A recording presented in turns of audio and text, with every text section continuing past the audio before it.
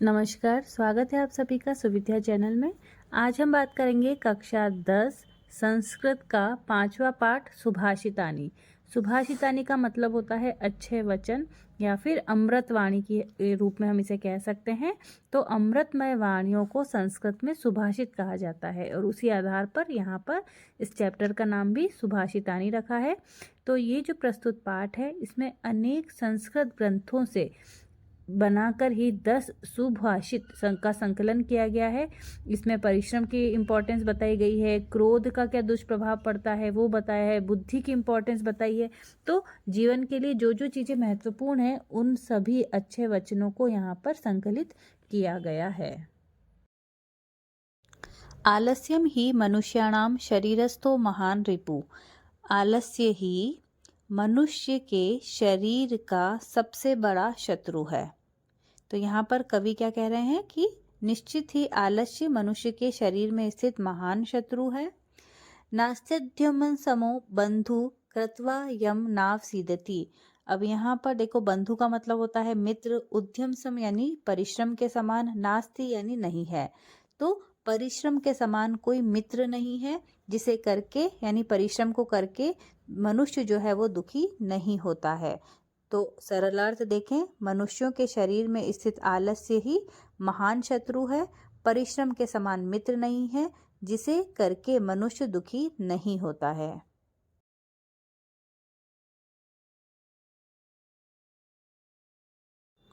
अगला है गुणी गुणम वेति न वेति निर्गणो। तो यहाँ पर देखिए, जब गुणी की बात होती है तो गुणवान ही, और गुणम यानी गुण को, वेति यानी जानता है, निर्गुण का अर्थ होता है गुणहीन व्यक्ति। ओके, तो यहाँ पर क्या हो जाएगा कि इसमें क्या कहा गया है कि गुणवान ही गुण को जानता है ना, गुणी व्यक्ति ही गुणों को जानता है, निर्गुण व्यक्ति गुणों को नहीं जान सकता। उसी प्रकार बली बलम वेति न वेति निर्बल। जो बलशाली व्यक्ति है वो बल को जानता है, निर्बल व्यक्ति बल को नहीं जानता है ना, निर्बल कोई भी होगा वो बल को नहीं जानेगा। पिको वसंतस्य गुणम न वायस। वसंत का गुण कोयल जानती है, कौवा जो होता है वो उसे नहीं जानता है। और उसी प्रकार करीच सिंहस्य बलम न मूषक। शेर का बल हाथी जानता है, उसे चूहा नहीं जानता।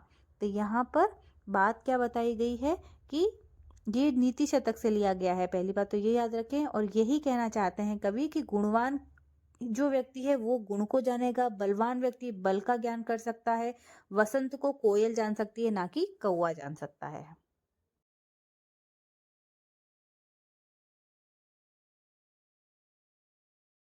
निमित्त उद्देश्यम ही यह प्रकुप्यति ध्रुवम स तस्यापगमे प्रसीदति।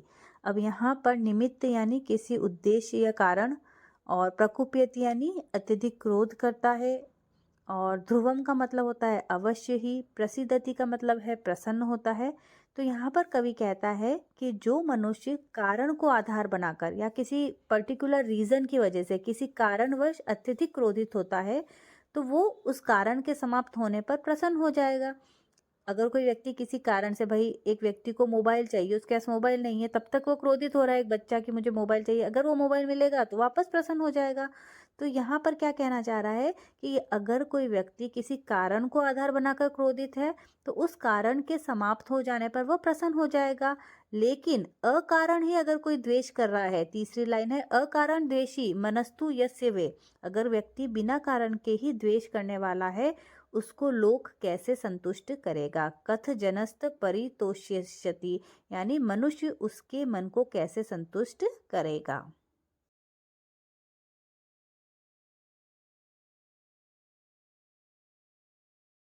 अगला है उदीरितोर्थ पशुनापि ग्रहते हयाश्च नागाश्च वहंती बोधिता।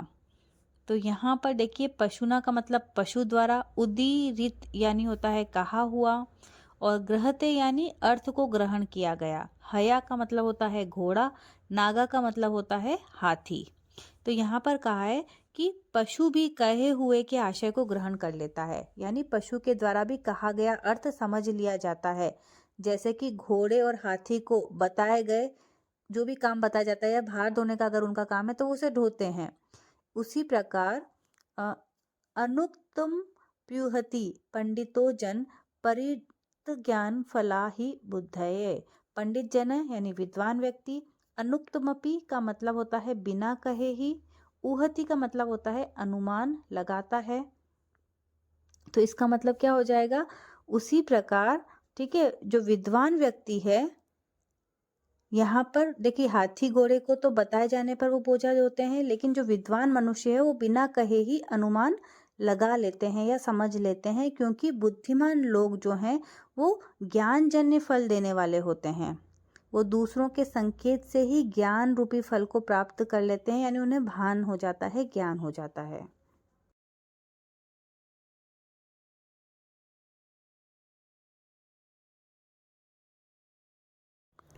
नेक्स्ट है क्रोधो ही शत्रु प्रथमो नारायणम। नारायणम का मतलब होता है मनुष्यों के, क्रोधो यानी क्रोध, शत्रु यानी रिपु या शत्रु है। देह स्थितियो देह विनाशनाय, देह स्थित यानी शरीर में स्थित, और विनाशा यानी विनाश से संबंधित हो जाएगा। तो पहली लाइन का मतलब है, श्लोक जो है उसका मतलब होगा कि मनुष्यों के शरीर का विनाश करने के लिए पहला शत्रु शरीर में स्थित क्रोध है। यानी सबसे बड़ा शत्रु व्यक्ति का क्या है, उसके अंदर स्थित क्रोध है। फिर यथा स्थित काष्ठ, काष्ठ मतलब होता है लकड़ी, गतो ही वही स एव बहिर्दहते शरीरम, जिस प्रकार लकड़ियों में रहने वाली अग्नि लकड़ी को ही जला देती है, उसी प्रकार हमारी देह में, हमारे शरीर में रहने वाला जो क्रोध है वो व्यक्ति के शरीर को ही जला देता है।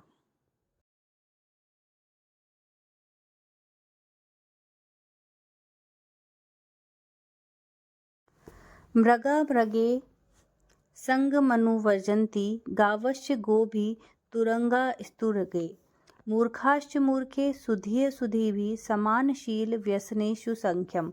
मृगा मृगे यानी एक जो हिरण है वो हिरण को से संबंधित होगा, है ना, हिरण हिरण के साथ, फिर गाय जो है वो गाय के साथ, घोड़े घोड़ों के साथ, मूर्ख मूर्खों के साथ, और विद्वान विद्वानों के साथ ही अनुगमन करते हैं, उन्हीं का अनुसरण करते हैं, क्योंकि मित्रता समान आचरण और स्वभाव वालों में ही होती है। तो समानशील और स्वभाव होने पर मित्रता होती है, ये बात यहाँ पर कही गई है।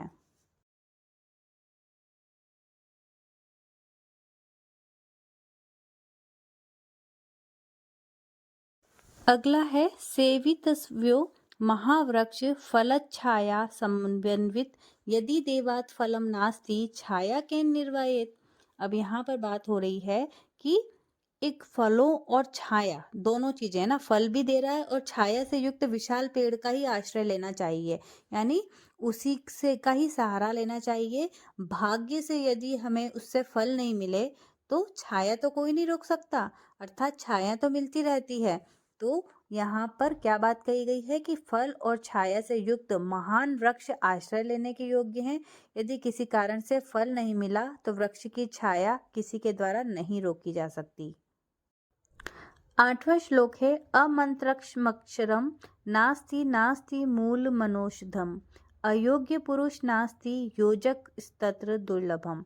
न मनन करने योग्य कोई अक्षर नहीं है, यानी विवेकहीन कोई भी अक्षर नहीं होता है, या मंत्र से रहित कोई अक्षर नहीं होता है, औषधीय गुणों से रहित कोई जड़ नहीं होती है, मनुष्य कोई भी अज्ञानी नहीं होता है ना। सभी मनुष्यों की महत्वपूर्णता को बताया गया है कि मनुष्य अज्ञानी नहीं है, वहाँ जो जोड़ने वाला जो संयोजक है उसकी आवश्यकता होती है, और वो जोड़ने वाला ही दुष्प्राप्य यानी दुर्लभ होता है, मुश्किल से मिलता है।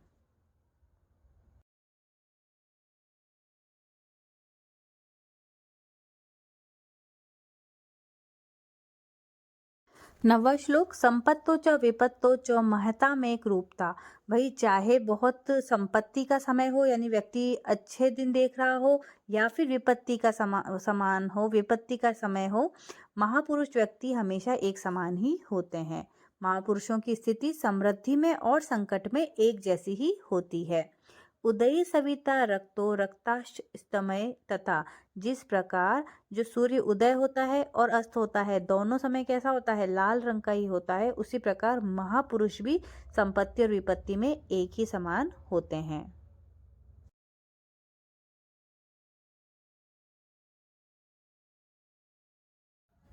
विचित्रे खलु संसारे नास्ति किंचित निरर्थकम अश्वश्वेत धावने वीर भारस्य वहने खर। अस्मिन का मतलब होता है इस, विचित्र यानी अद्भुत, खलु मतलब निश्चित ही, किंचित निरर्थकम का मतलब अनुपयोगी, अश्व का मतलब होता है तुरंग या घोड़ा, धावने यानी दौड़ने की कला, और भारत से वहने यानी बोझा ढोने में, खर का मतलब होता है गधा। तो यहाँ पर क्या कहा गया है कि इस अद्भुत संसार में निश्चित ही कुछ भी अनुपयोगी नहीं है, यानी कुछ भी निरर्थक नहीं है। दुनिया में कुछ भी चीज बनी है तो कहीं ना कहीं वो कुछ महत्वपूर्णता रखती है। घोड़ा यदि दौड़ने की कला में योग्य है तो गधा भार ढोने में योग्य होता है। तो हर व्यक्ति अपनी काबिलियत के आधार पर उसकी महत्वपूर्णता होती है। जिस प्रकार घोड़े का जो उपयोग है वो दौड़ने के लिए होता है, दौड़ने में वो वीर है, तो गधा क्या है, भार ढोने में वीर है। तो सबकी अपनी अपनी इम्पोर्टेंस है, यही बात यहाँ पर बताई गई है।